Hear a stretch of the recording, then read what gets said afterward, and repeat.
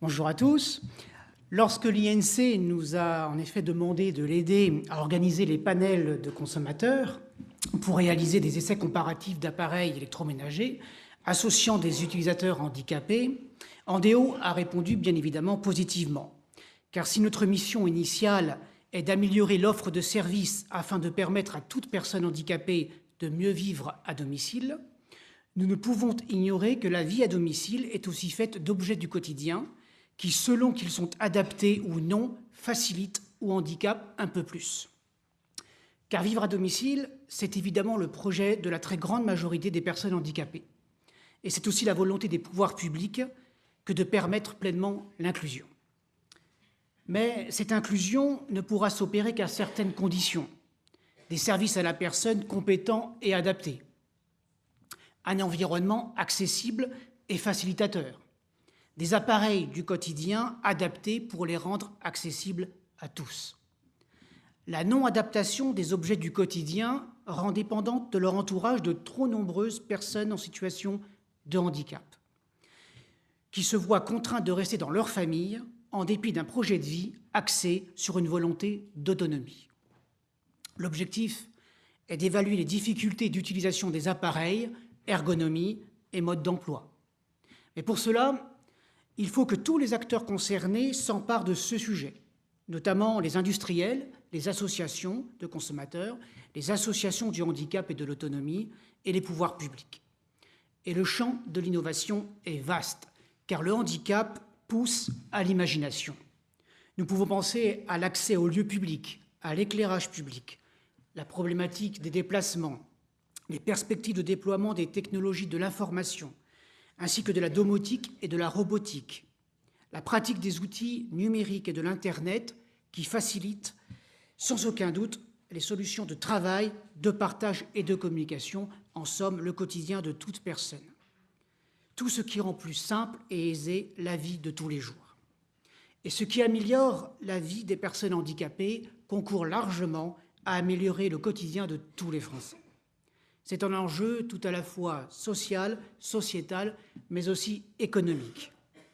Le handicap ou la perte d'autonomie ne doit cependant pas constituer un état d'art de bonne conscience, mais au contraire être un enjeu d'intérêt général. L'intérêt général est ce qui fonde le socle des sociétés solides et pérennes.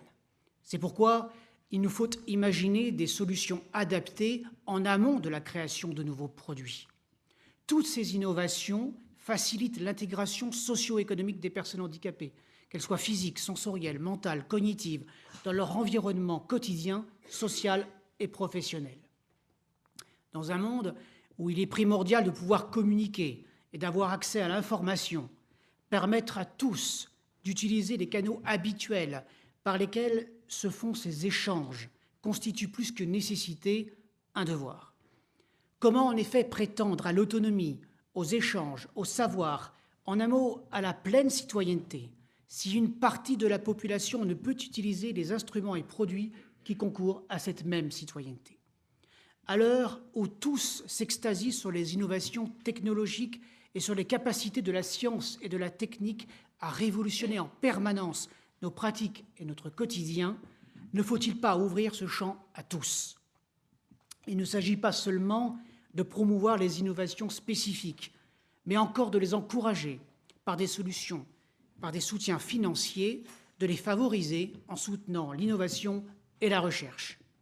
Il faudra peut-être aussi, comme l'a dit le ministre, mettre en place des mesures législatives et réglementaires, comme cela a été le cas avec l'obligation faite aux industriels d'intégrer dans les nouveaux téléviseurs l'adaptateur de la TNT.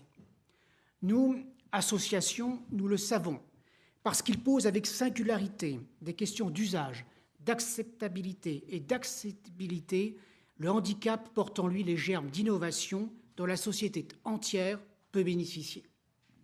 Je ne voudrais pas conclure mon propos sans signaler la présence aujourd'hui de nombreux services à la personne, lesquels se sentent particulièrement concernés par le sujet, car les aides à domicile utilisent ces outils ménagers et peuvent aussi être des prescripteurs.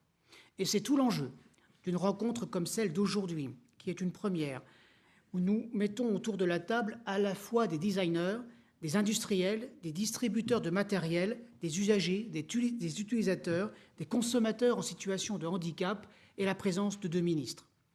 L'objectif est bien de donner de l'écho à ces travaux, de sensibiliser les différentes parties prenantes, de comprendre les freins et les blocages afin de renforcer l'efficacité d'une telle démarche et de permettre au monde du handicap et à celui des industriels de se rencontrer, d'échanger et d'imaginer ensemble des solutions nouvelles et adaptées.